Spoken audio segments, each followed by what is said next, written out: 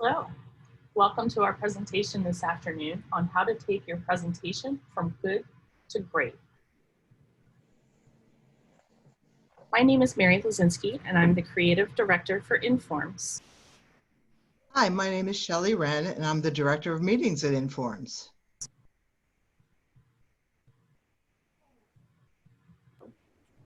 Greg Allman is here with us from Prestige AV. Hi, I'm Paulette Bronis. I am Senior Meetings Manager for Informs. Hi everyone, I'm Ashley Kilgore. I'm the Communications Manager for Informs. I'm Cassie McKay. I'm the Meetings Assistant at Informs. No, I'm Jessica Bennett. I'm a meeting planner with Informs. I'm Tracy Cahall. I'm Member Engagement Manager. And I'm Chris Demick, and I'm a marketing coordinator at Informs. During the webinar, please feel free to ask us questions using the Q&A feature at the bottom of your screen. To start off, we want to let everyone know that the upload portal for your presentations will be ready for your 15-minute presentation from October 5th through the 12th. In our weekly email to presenters, we will include a screen share video walking you through the process. And this webinar is being recorded, and we will put this on our Tips for Presenters page later today.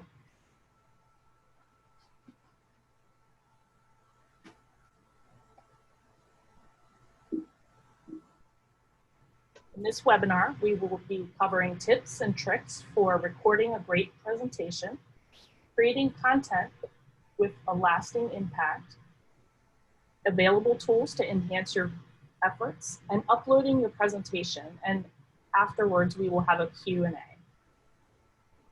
Paulette? You've been hearing the word pivot a lot in the meeting industry lately, and that's exactly what we've had to do in order to host the annual meeting this year.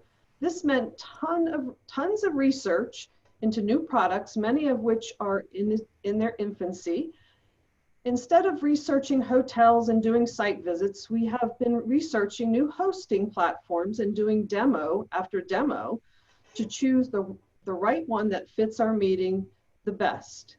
Instead of proofing thousands of abstracts and signage and assigning rooms, we are reviewing video presentations and scheduling Zoom calls for networking. It has been a huge adjustment for all of us, but just like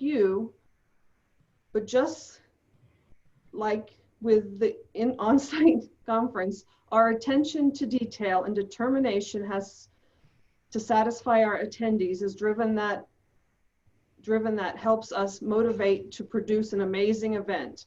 We are asking all of you to join us in pivoting this year to the new learning ways of presenting in this new virtual world. Please take the time to check out the tools and information we will be supplying you to ensure your presentation is engaging and communicated as effectively as possible.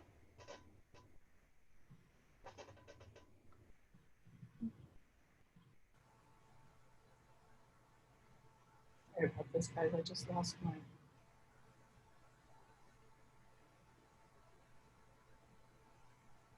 Don't do this during the presentation. And I'm going to go back here. We have made a page on the annual meeting website under the Info tab called Tips for Presenters. Later today, you'll find this recording there along with other materials for your use. On it, we have 3 Zoom background options to choose from. Feel free to download these, but you are not required to use them. You can see examples of these with our panel today. We've also provided a slide deck that is available for download in the 16:9 format on Zoom. And we've also provided Informs brand colors for consistency across your presentation materials. Tracy? Hi, I'm going to talk about the importance of lighting. Lighting can make a big difference in your presentation. Your audience wants to see your face clearly. If possible, record yourself in a place where there's bright, natural light. But if you don't have much control of the lighting where you're going to be filming and you need to be, say, in your office and away from household noise, then there are still lots of ways you can improve the look of your presentation. If you don't have a window, a bright artificial light will help, but do just be careful where you position it. The light source ideally should be behind your laptop or web camera and shining in your direction. The light shouldn't be behind you, so try not to sit with your back to a window. I'll actually demonstrate my setup here. I have a window to one side, and I have 2 lamps on my desk positioned behind and to the side of my laptop. So I'm just going to turn them off so you can tell the difference. So this is the lighting in the room with just a window. You can see that I really benefit from an additional lighting source, so I'm going to put them back on.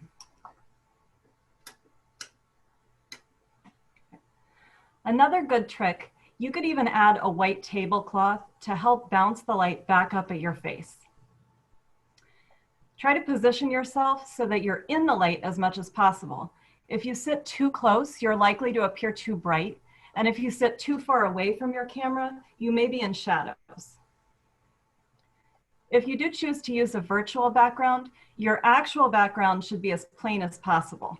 As you can see, my background has a lot of stuff in it.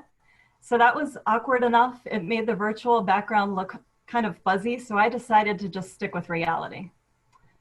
Also, try to be looking slightly up at the camera rather than down into it.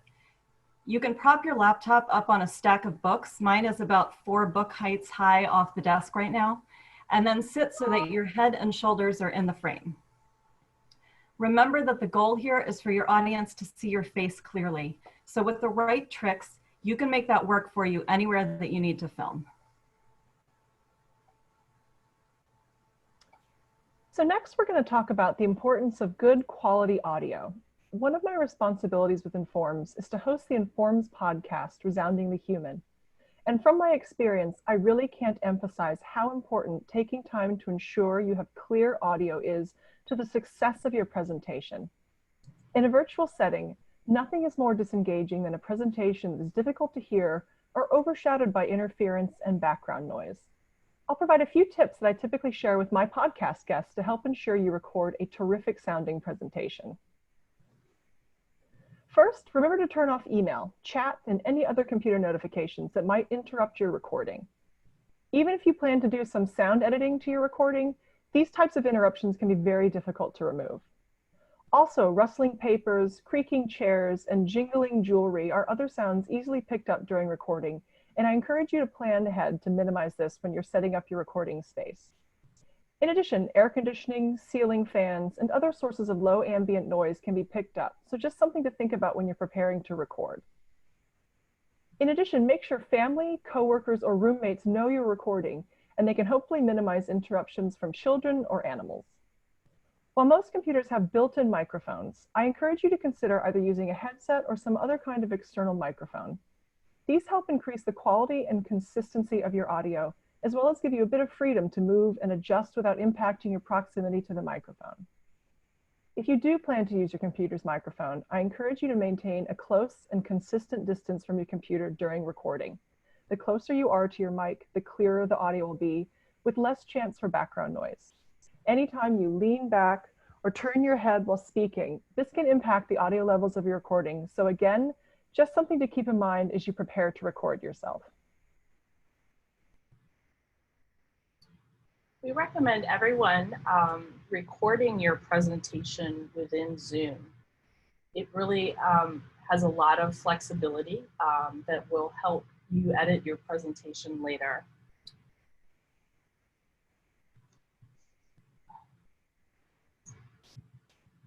When you rehearse, you can decide if you are having problems going through your script in one take.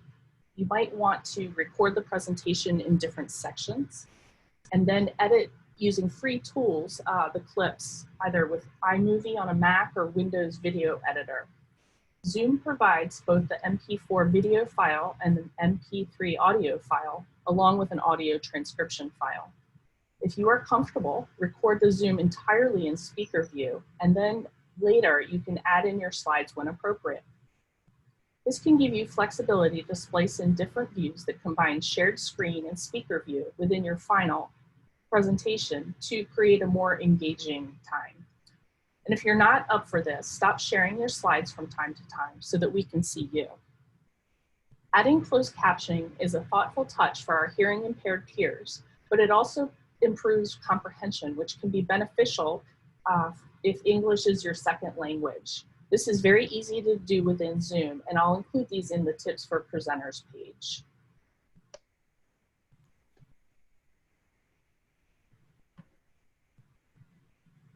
Ashley? So I think we jumped ahead a slide, Mary. Still? Nope, perfect. When you're presenting virtually versus in person, it can be a lot harder to connect and engage with your audience. You aren't in the same room. There are no opportunities for eye contact, so creating a presentation that is personable and engaging takes on even greater significance. You want to not only clearly explain your research, but also tell a story that keeps your audience captivated and makes your work stand out among thousands of other presentations. To start, we strongly recommend writing out your presentation script before you begin creating your slide deck. This helps ensure that your deck is serving to support your presentation, and the audience will be focused on your words instead of reading your slides. As you begin to collect your thoughts in order to draft your script, it can be really helpful to start by creating an outline. It can also be very helpful to keep in mind a few key questions, including, what do people want to come away with? Perhaps think of 3 key takeaways to share. What aha moment should the viewer have? How did you come up with the idea for this research? Who was involved? What was the objective? And what was your inspiration? In addition, it can be interesting to share any challenges you tackled along the way or any unexpected results you encountered. And remember to finish strong. Discuss next steps and plans for implementation. And like the Informs tagline, remember, remind viewers, how does your work save lives, save money, and solve problems? Start by building your presentation with a script, not in PowerPoint. This allows you to carefully craft what you want to share with your audience. The average person can speak about 130 words per minute. So for your 15-minute presentation, you should aim to have a little less than 2,000 words in your script. We have provided a template branded to the meeting for your use that can be downloaded from the Tips for Presenters page on the website, but you are not required to use this. Your slides should support your presentation, not be your presentation. Have one idea per slide while keeping the slides to a maximum of 30 words or one large image or graph or formula. Your audience should be listening to you, not reading your slides. Make sure graphs and text are easily viewed. And remember that people will be accessing on laptops, maybe even their phones. So this slide that you're seeing now is 18-point font in Arial. It's nice and large, and so even if you were on a smaller device, you'd still be able to read the text. Use dark type on a light background for maximum readability. Save decorative fonts for only headers. A sans serif type like Arial or Helvetica works best for your body copy. Align your text left, and this is the easiest way that humans consume information. And avoid double or triple signaling. We have an intelligent audience. Note emphasis to type with one change. Bold, for example. You don't need to bold, change the color, underline it, and italics. This just shifts the focus to what's on the slide instead of you. Just say no. Please do not use any of these. They distract from your words and can hinder individuals with compromised vision. The goal for your presentation is clean, not distracting, and contains easily digestible content for everyone.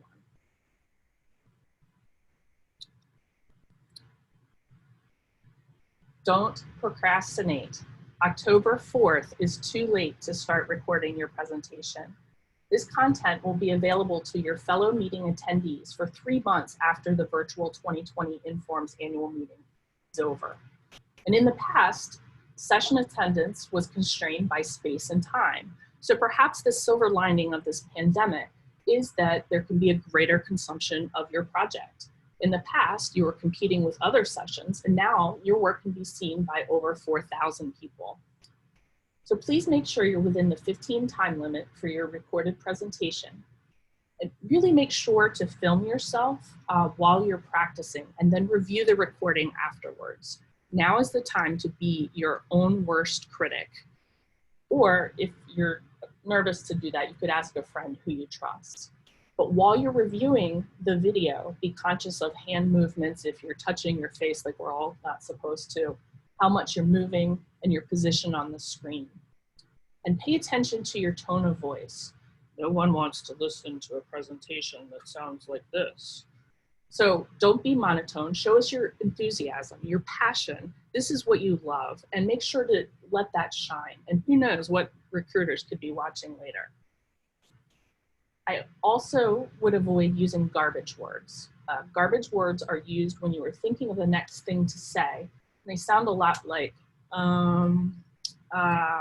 so, and these will be very clear when you watch your recording. And using a script can help you easily avoid these thought traps. In the first week of October, you will receive an email with instructions to upload. It's going to be at the same site where you uploaded your abstract, so it will be very familiar to you. And to all of those session chairs out there, you will be asked to upload a brief introduction of the speakers in your session. You'll receive both instructions and a PowerPoint slide from Informs that you'll need to populate with session information. Then you'll record a brief 2 to 3 minute introduction of your speakers following these tips, and you will upload it to the same platform as the presenters during the first week in October.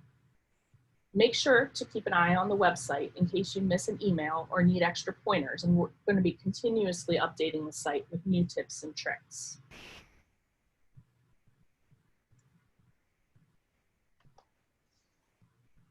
We prefer that you use Zoom to record your presentation. They even have built-in features if you want a softer lighting effect. That filter is located in the video tab of Zoom. Just check touch up my appearance. We are recommending that you record your presentation on a computer, not your phone, to increase the quality of your talk. Your final file that you will upload to the platform needs to be in an MP4 file format. Poster presenters have the option of uploading an MP4 where you can discuss your poster, or you can choose to upload a static PDF. If you're presenting a non-standard 15-minute presentation, such as an award or a panel presentation, we'll send specific instructions about how to record each of those next week.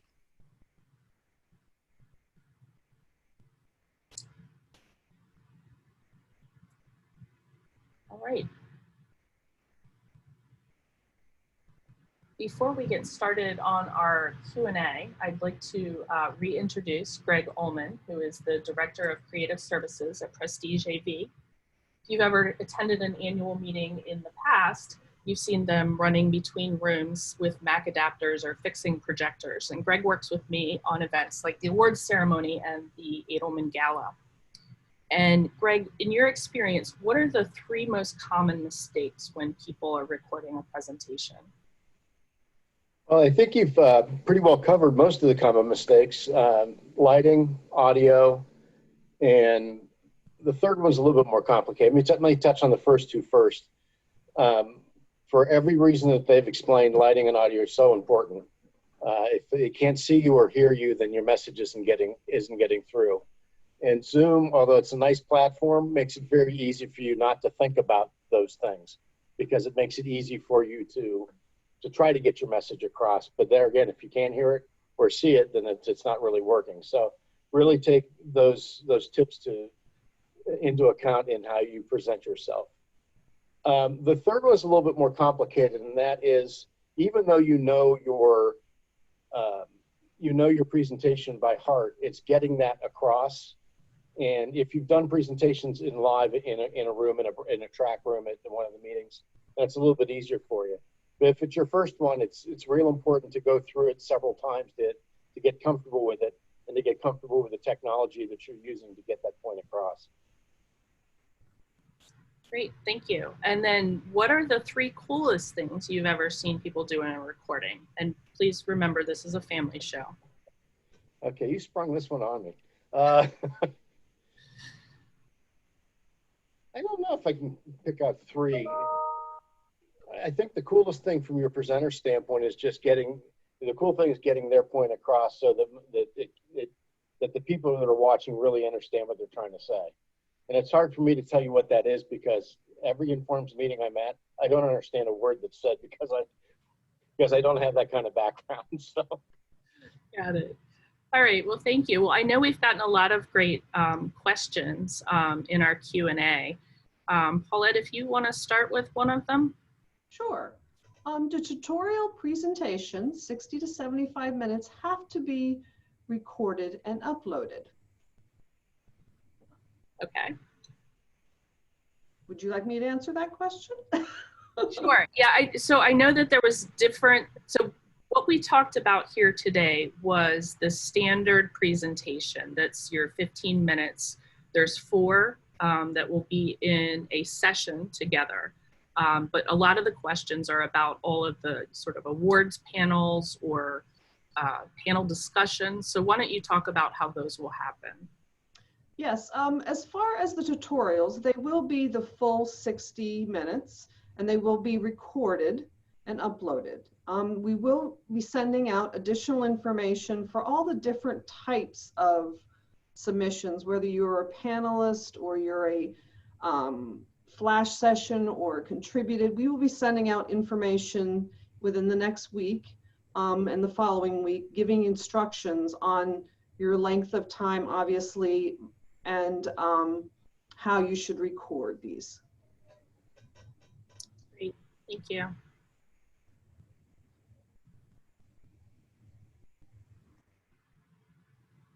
Jess, do you want to ask the next question? Or Mary, we're getting a lot of questions about repeating the deadline to submit the recorded presentations. So could we just go over that again?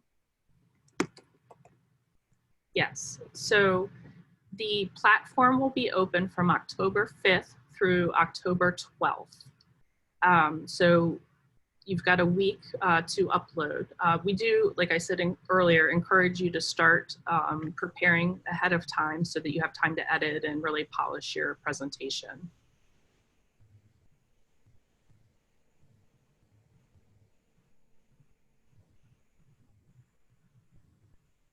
Paula, do you have another one? Oh, sure. Our university version of Zoom does not have an automatic CC. So how do you add the CC? That is in Zoom. I can put a link in the question so that you can see that.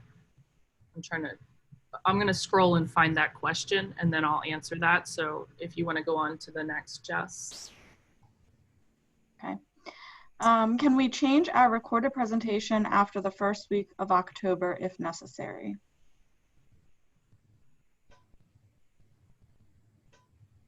I'm assuming this is after they upload the presentations. Will they be able to change them? That's a great question. I'm not sure if we have the answer to that. We're beginning to build out the platform now. And we will get that question on the Tips for Presenters page and communicate that to you in the weekly emails that we've been sending out. So thank you. We'll take that and answer that soon.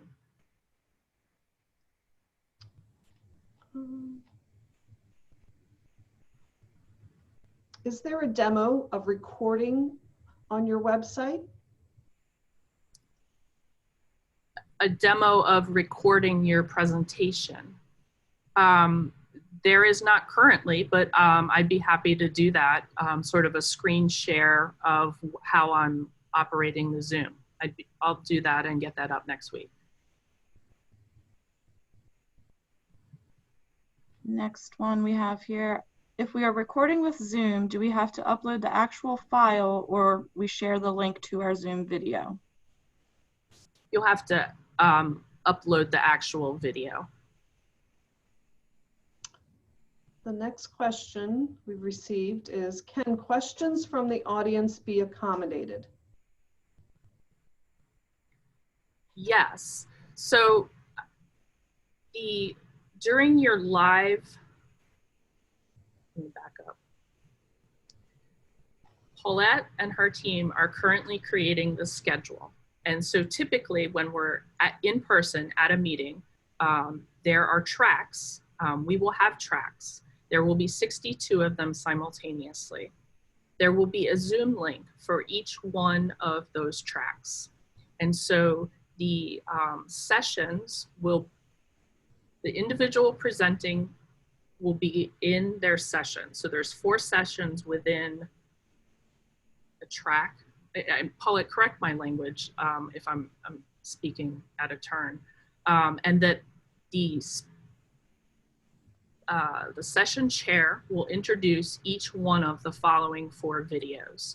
And so each morning that content will be released. You can watch those videos, and then during your scheduled track time, that's when you all 4 of those presenters plus the session chair will be in the Zoom to answer questions live. So you are required to be there during your scheduled session time, just like if you were at the annual meeting, you would be in room X at time Y. And so this gives people the ability to have watched your presentation and then come and ask you questions. We thought this was a really nice way to handle it. I think one of the things that people are really feeling is that loss of connection with each other. And so just instead of having a little, a chat where people can ask questions, you're actually seeing your colleagues and peers. So that's how the Q&A, which will be live with the pre-recorded sessions, will work. We have a question asking about whether or not there'll be a size limit for uploading video. I don't believe that there is, but again, we'll take that question and get back to you.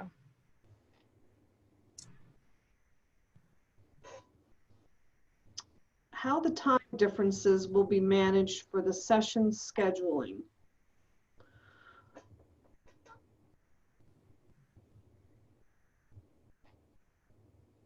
I believe they're talking maybe about time zones, maybe. And that's maybe if we could get more elaboration on that question. I'm not exactly sure what they're asking here. I have another one. How much time will be allotted for Q&A after each presentation?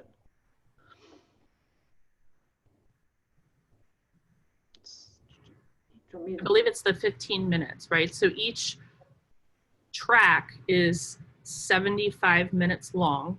So there'll be the quick intro, the 15-minute presentations, and then the remainder of the time will be the live Q&A.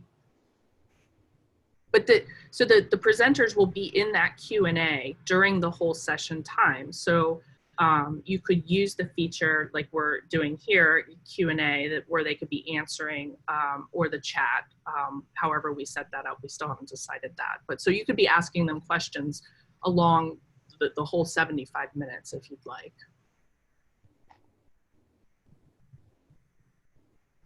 Mary, we have another one along those lines about the Q&A. Mm-hmm. In the allotted time for questions, does the session chair moderate the questions, or how does this interaction work? I think it's up to the session chair to moderate. You want to make sure that everyone has time to ask their questions. You want to encourage short, concise answers so that everyone has the ability to get their questions out. And I would think that they would sort of help to curtail longer answers, or if someone is monopolizing all the Q&A time. We have another question about if the schedule can be changed if the presenter has a conflict, say they have a class that they have to teach or attend all of a sudden. I can answer that one, Mary, for you. Basically, the schedule is coming out by the end of the 25th of this month. It should be posted at that point. We will then ask for changes, of course, and we will try to accommodate any changes once the recordings are up. But we ask that you try to adhere to the schedule the way it is. Once you have seen it the first time and you've asked that first change, it would be great if you could kind of hold off on changes. But we always know that things happen and people cancel for unforeseen reasons. So of course, we will try to accommodate any changes that we can.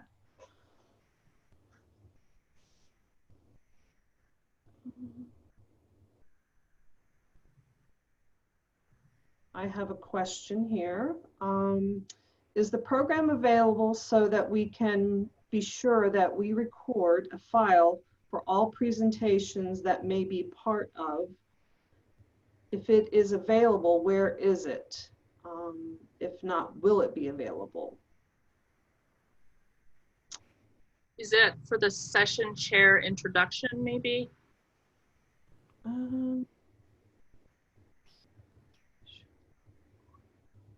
I'm almost thinking that this question is actually asking, yeah, I think you're right, Mary. I think this could be the program. We will be reaching out, and I can answer that one. We will be reaching out to the session chairs, basically giving them information on their session, and it will be available online at that point to know who is in that session. So you'll be able to see the online schedule at that point anyway, to know who's in your session, to actually create that slide that we're going to ask the session chairs to create for us. Great, thank you.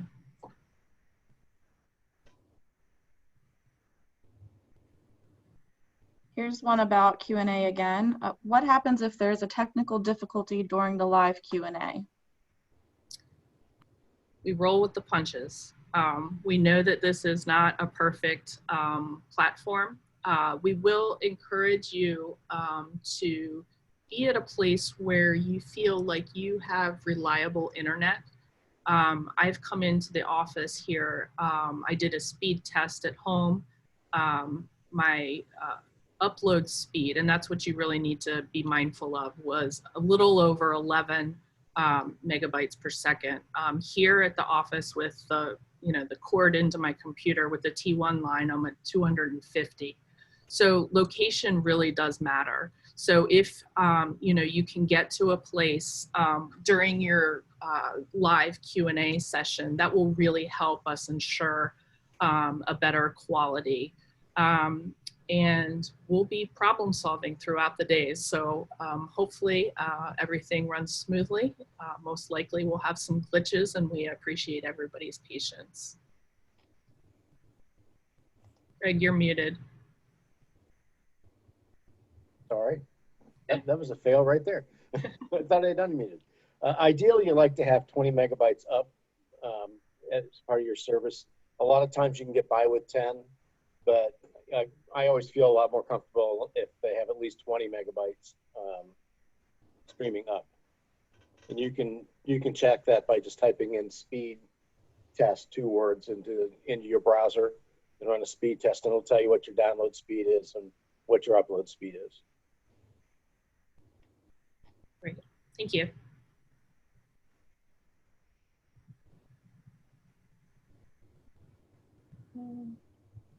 I can take the next question. Is the Decision Analysis Society pre-conference presentations being managed separately by DAS? That's all you, Paulette. Okay. Yes, the pre-conference you will have to contact one of our staff, our meeting staff, and I believe it may be either Ellen Trelongo or maybe even Jess handling the decision analysis group, but they will give you more information on how you're supposed to pre-record again and upload. So it will be a little different. It will be still part of our main platform, and it will be pre-recorded. I do see a question from Simon Lee, who is one of our plenary and keynote speakers, asking if his session is also 15 minutes. And the answer is no. Paulette, what is the time for the plenary and keynotes? It is posted on the website, and I do believe it is an hour. Okay, great. And so Greg and his team will be helping with those plenary and keynotes. If anyone is on this call, we'll be reaching out to you separately. I think if my schedule's accurate, it's about a 50-minute presentation with 10-minute live audio Q&A. Okay, great, thank you.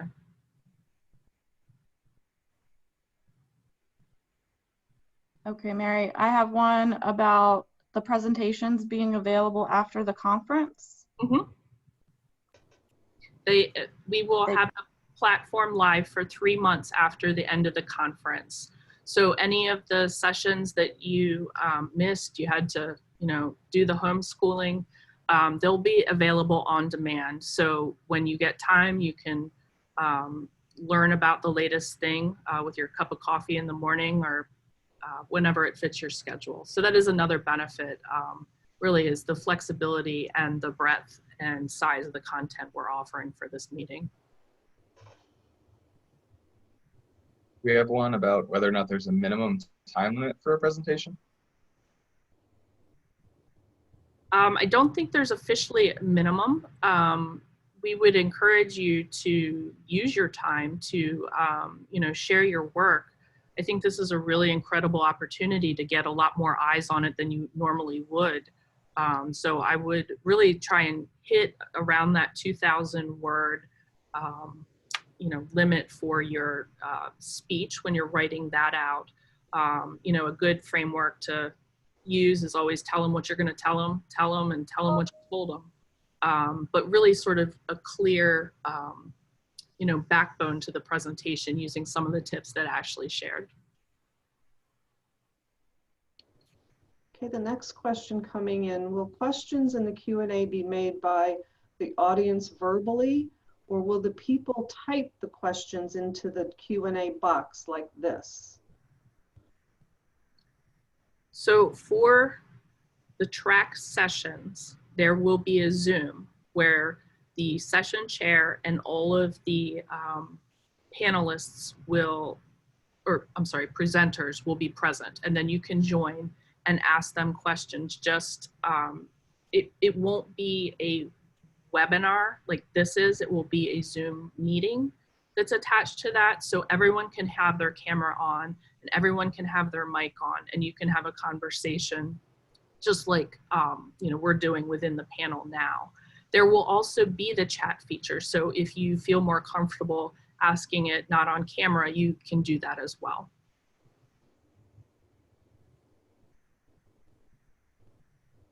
I can take the next one here.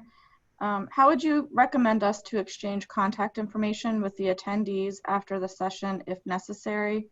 Will there be an option for private messaging? So as I said before, we're still in the beginning stages of building out the platform. So as we get that information, we will let you know. I will say that the Informs Connect group for this meeting is already live. So if you wanted to go in and connect with fellow attendees, that capability exists right now. And we do plan on having networking lounges, which will be sort of Zooms wrapped around topic areas that people can join in and meet each other, connect on Informs Connect or LinkedIn, whatever you feel is best.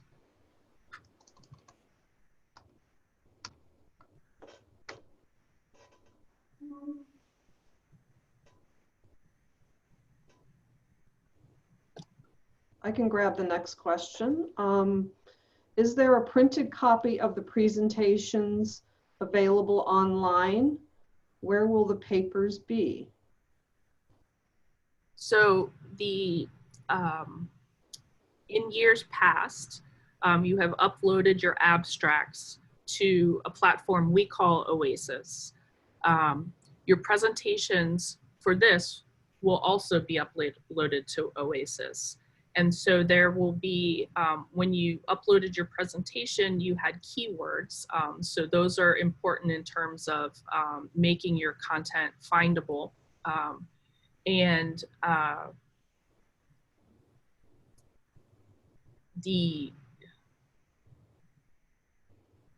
I'm trying to think of the best way to describe it. It's so, because I'm thinking of it as a physical thing, but everything's online, really. So your presentation will be in Oasis that's playable through the platform. And so once we get some stuff built out, I think what I'll do is maybe a tour of the platform and how the things are going to look so that people are, it'll be easier to understand and you'll know what to expect. So keep an eye out for that.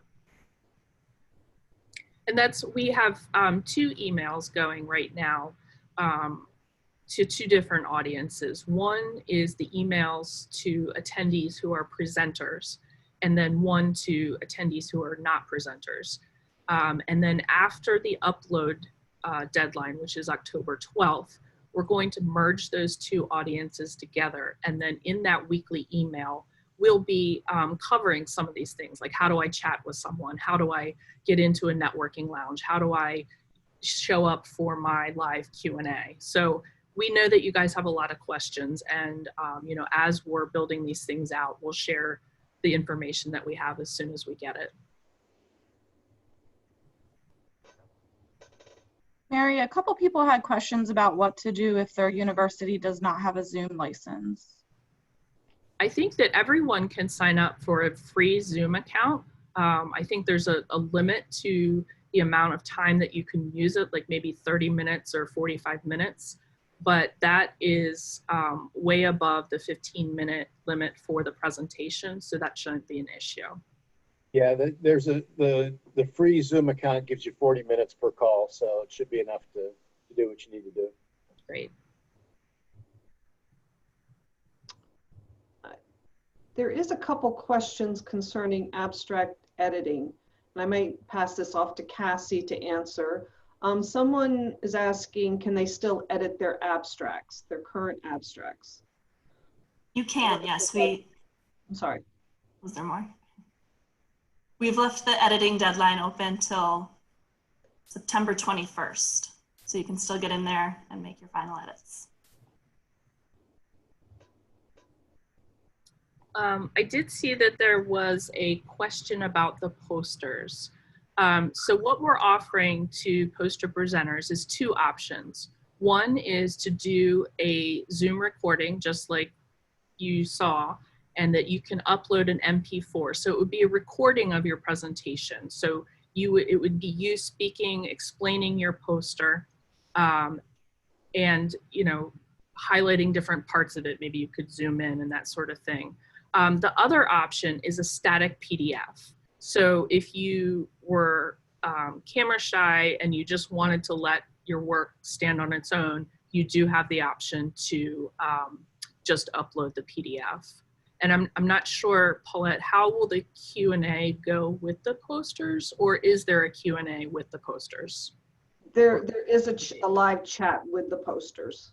Okay. We also do have the competition, which the competition submitters will get an additional chance to speak to the judges, which they will get information from us very shortly. Okay, great, thank you.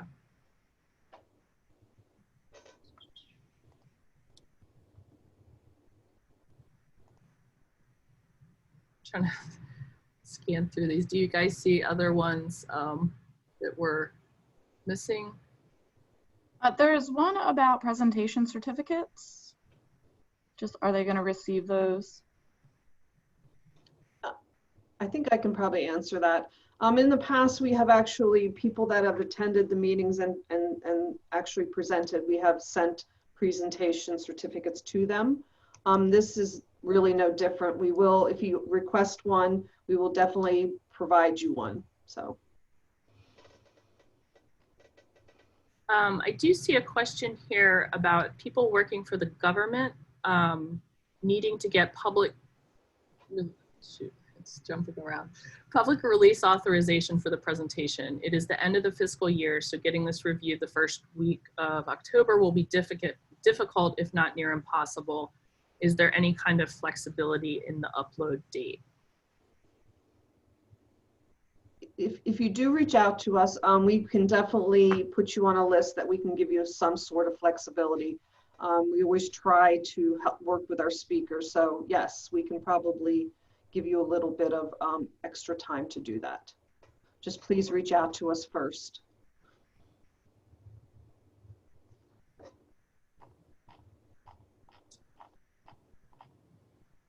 I also saw a, other than the presentation, is a paper to be uploaded as well. One of the questions we have out to our partner for the platform is, will we be able to upload supplemental information? So as soon as we get that answer from them, we will pass that along to you.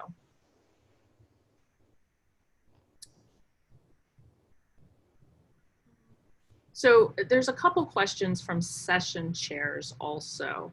And we will be contacting you with information and how-tos.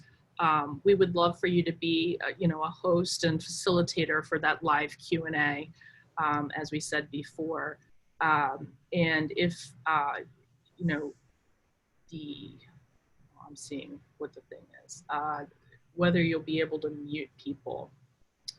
No, so what we will have probably is a person who will be on the Zoom all day. We're looking at this as an opportunity for student volunteers who will be the technical host of the session, so that they will be able to help monitor chat.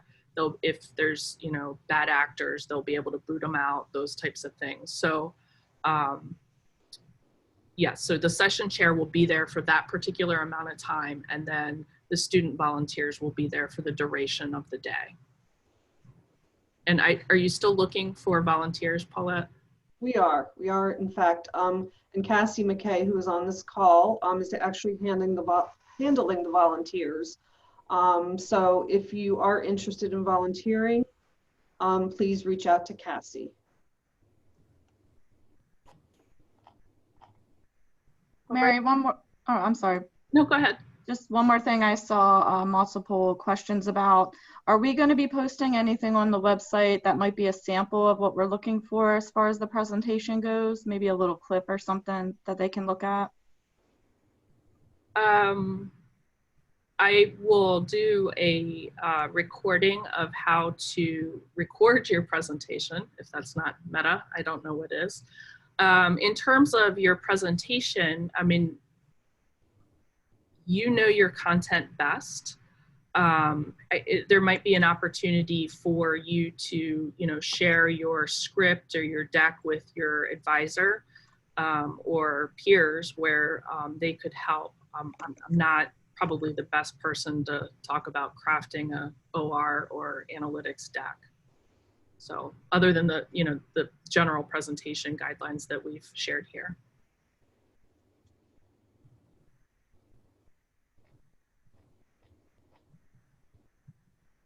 I say, so should you highlight only on your abstract or your full work? So basically, during your presentation, like this is your time. What would you have normally presented at the annual meeting in terms of your work? Obviously, the abstracts are short. There's a lot more meat to the work that you've done. And so again, why did you do this work? What makes this unique? Thinking about the impact that it has or potential impact are all good things to highlight. We know how passionate our members are about what they do, and it's so incredible. And really, this is your opportunity to nerd out with your friends. You don't have to have the cocktail chat. This is the meat and the core of what you do. So it doesn't need to be high level. It just needs to be a thoughtful and concise presentation. I have a quick question for Cassie may be able to answer. How to access my existing abstract? Can you share with me the link that you have, or give me information basically? I can. If you send me a separate email, I can send that. I believe you can also find it online. But, It should just, and I'll send you specific. okay. Because I was going to say, if the abstract, if Oasis is still open, I don't know if we still have a button on the website. We can update a button so that you can just click there and get back into Oasis with the same username and password that you used when you uploaded your abstract. That'd be good. Thank you.